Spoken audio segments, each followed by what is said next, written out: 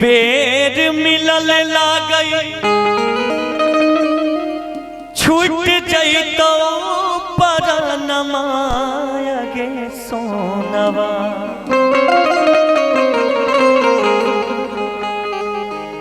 एक बेर मिलले लागई छूट जइतो परनमा गे सोनवा। यरवा रे फर भेलौ पटनमा अगे सोनवा।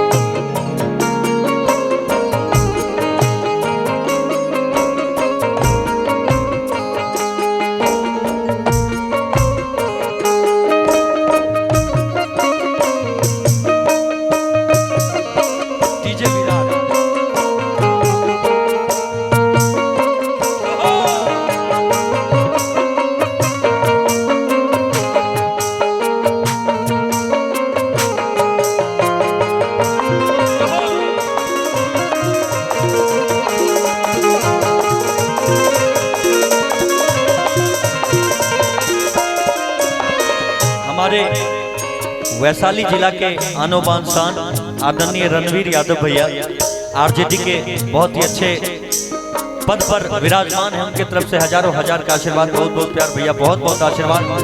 देखिए लड़का को कहता दिन प दिन बिगड़ल जाई छै हालत मोर गे, देखै छै अखियां असरा जनुआ खाली तोर गे।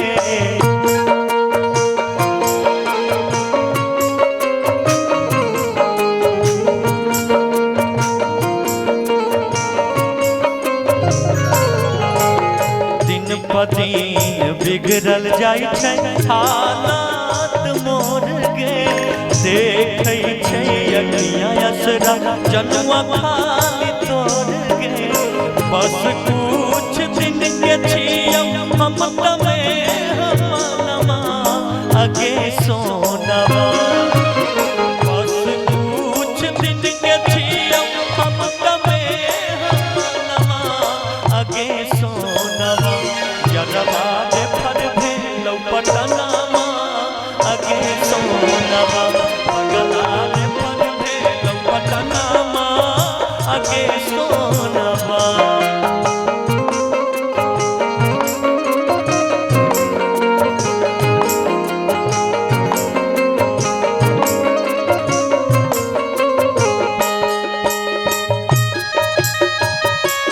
क्या बात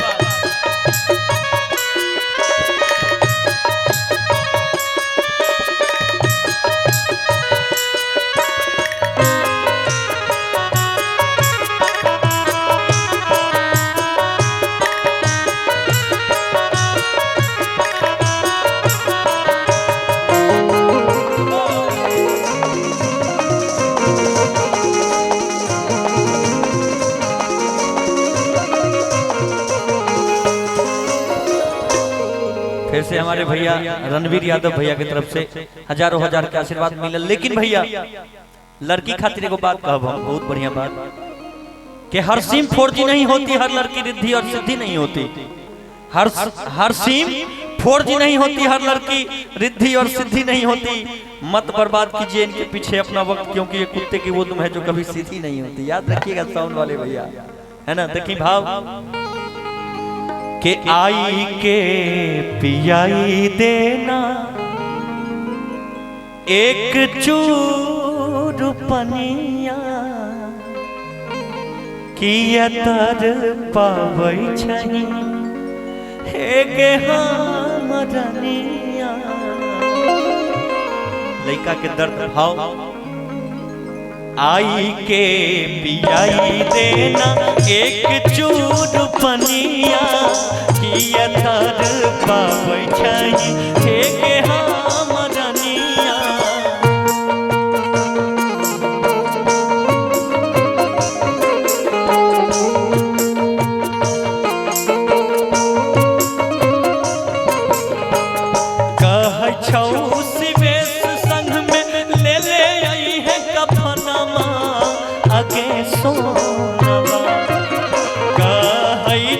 सोनू संग में ले ले आई है कफनामा अगे सोनवा पगला रे फर भेलौ पटनामा अगे सोनवा यारवा रे फर भेलौ पटनामा अगे सोनवा।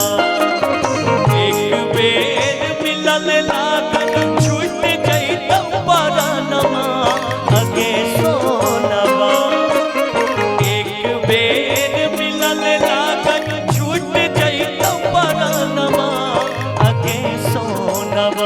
जजवा दे पर भेल पटनामा अगे सो